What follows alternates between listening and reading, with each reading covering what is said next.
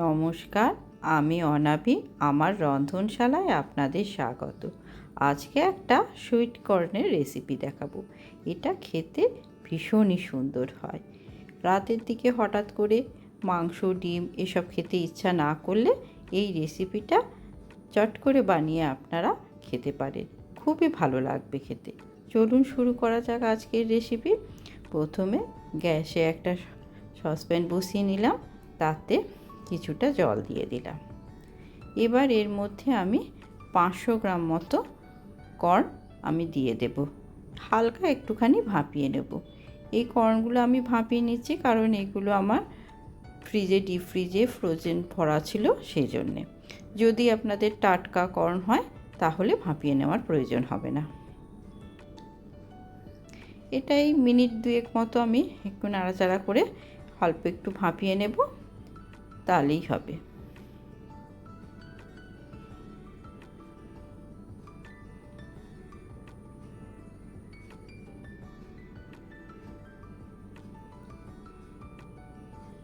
ব্যাস, এবারে গ্যাসটা অফ করে দিলাম। এবার এটা জল ঝরিয়ে নেব আমি।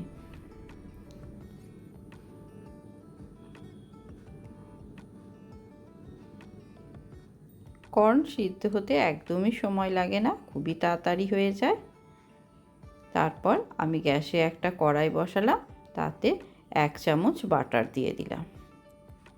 বাটারটা গলে গেলে এর মধ্যে আমি ওটা গোটা গরম মশলা দিয়ে দিলাম, একটু এলাচ, লবঙ্গ, দারচিনি দিয়ে দিলাম, কয়েক টুকরো রসুন দিয়ে দিলাম, অল্প একটুখানি আদা কুচি করে দিয়ে দিলাম, 2খানা পেঁয়াজ বড় বড় করে টুকরো করে দিয়ে দিলাম, আর ছোট ছোট 2টো টমেটো দিয়ে দিলাম,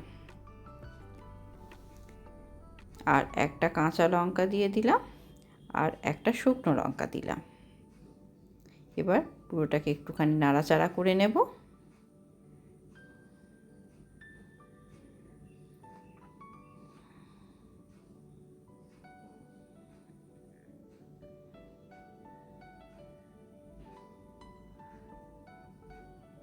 এবার এর মধ্যে বেশ কটা গোটা কাজু বাদাম আমি দিয়ে দিলাম, এই 10-12টা মতো। এবার একটুখানি নাড়াচাড়া করে নেব। খুব একটা রং ধরার দরকার নেই, হালকা একটু নাড়াচাড়া করে একটুখানি জিনিসটা নরম হয়ে গেলেই হবে। এবার আমি এর মধ্যে একটুখানি লবণও দিয়ে দেব। পুরোটা ভালো করে মিশিয়ে নেব।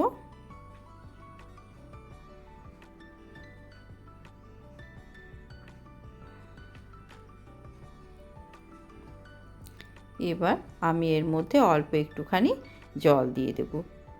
জলটা দিয়ে দেব যাতে পুরোটা একটু ভালোভাবে সিদ্ধ হয়ে যায়।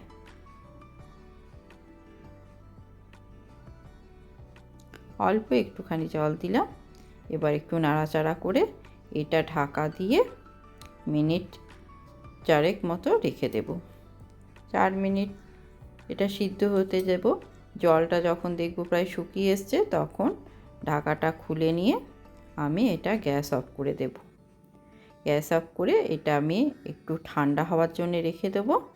ঠান্ডা হয়ে গেলে এটা আমি একটা মিক্সার গ্রাইন্ডারে ঢেলে এটা আমি একটা পেস্ট তৈরি করে নেব।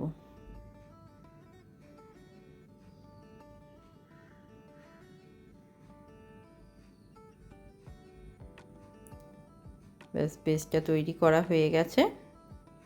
এবার আমি গ্যাসে আবার কড়াই বসালাম, তাতে আমি কিছুটা সাদা তেল দিয়ে দেব।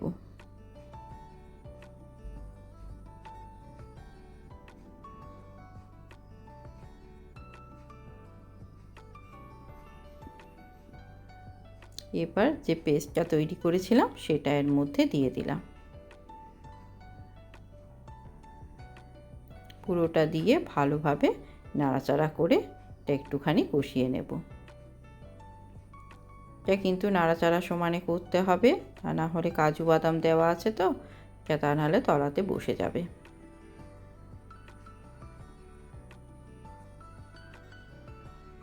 এবার এর মধ্যে 1/2 চামচ হলুদ গুঁড়ো দিয়ে দিলাম, 1 চামচ ধনে গুঁড়ো দিয়ে দিলাম,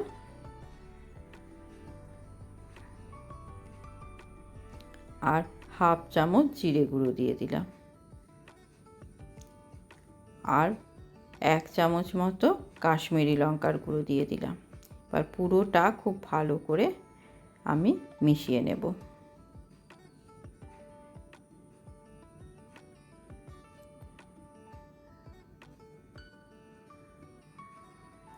মিডিয়াম ফ্লেমে রেখে আমি মশলাটা কষাবো।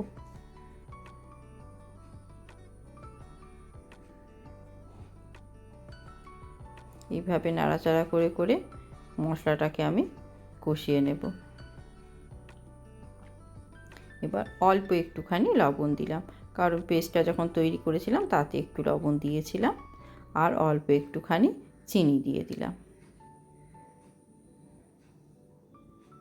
এবার এটাকে ভালো করে একটু মিশিয়ে নেব।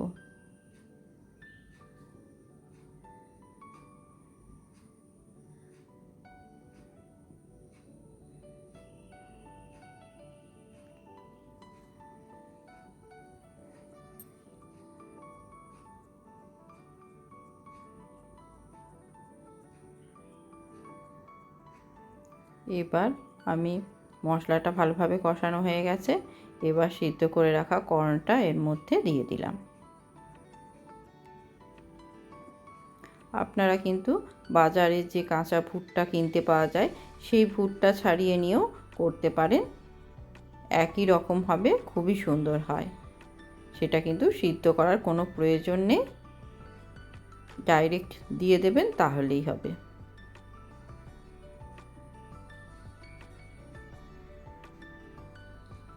এবার পুরোটা খুব ভালোভাবে মিশিয়ে আমি নাড়াচাড়া করিয়ে নিচ্ছি।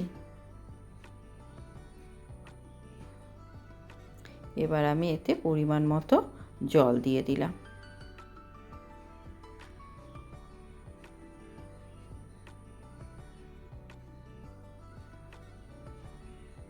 খুব বেশি জল দেওয়ার দরকার নেই, 1-1.5 কাপ মতো জল দিলেই হবে। আর ভালোভাবে নাড়াচাড়া করে দিলাম। এবার এটা ঢাকা দিয়ে আমি মিনিট 2-3 রান্না হতে দেব।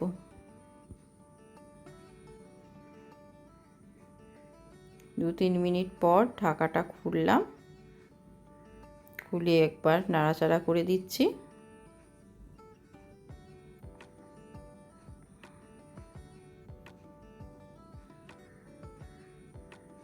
এবার এর মধ্যে আমি কিছুটা ড্রাই রোস্ট করে রাখা কসুরি মেথি হাতের মধ্যে নিয়ে একটুখানি কষলে গুঁড়ো গুঁড়ো করে নিলাম, সেটা আমি এর মধ্যে দিয়ে দিলাম।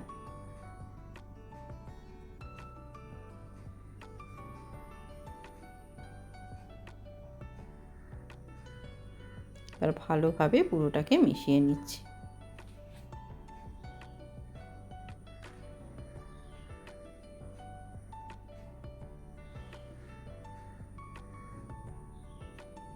এবার আমি উপর থেকে একটুখানি গরম মশলা গুঁড়ো দিয়ে দিলাম, সেটাও খুব ভালোভাবে মিশিয়ে নেব।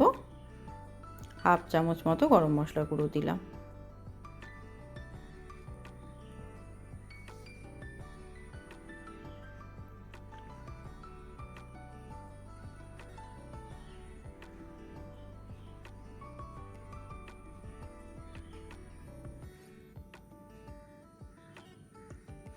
এবার একটুখানি ফুটে গেছে, আর একটু ঘন হয়ে গেল দেখুন।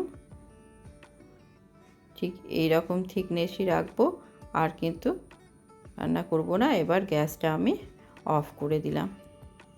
এবার উপর থেকে একটুখানি চিজ আমি গ্রেট করে দেব।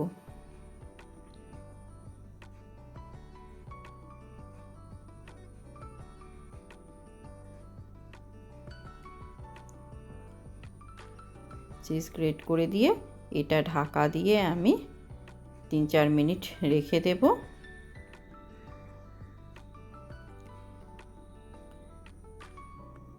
3-4 মিনিট পর আমি ঢাকাটা খুলে এটা গরম গরম সার্ভ করব। এটা রাতের রুটি, পরোটা, লাচ্ছা পরোটা সব কিছুর সঙ্গেই খেতে কিন্তু ভীষণ ভালো লাগে। যখন আপনাদের মাংস, ডিম খেতে খেতে আর ইচ্ছা করবে না, তখন এই রেসিপিটা বানিয়ে অবশ্যই খাবেন। ভীষণই সুন্দর হয় খেতে। যারা মাছ মাংস খান না, নিরামিষ খান, তারাও কিন্তু এই রেসিপিটা বানিয়ে খেতে পারেন। খুব ভালো লাগবে। কেমন লাগলো আজকের রেসিপি জানাবেন। ধন্যবাদ।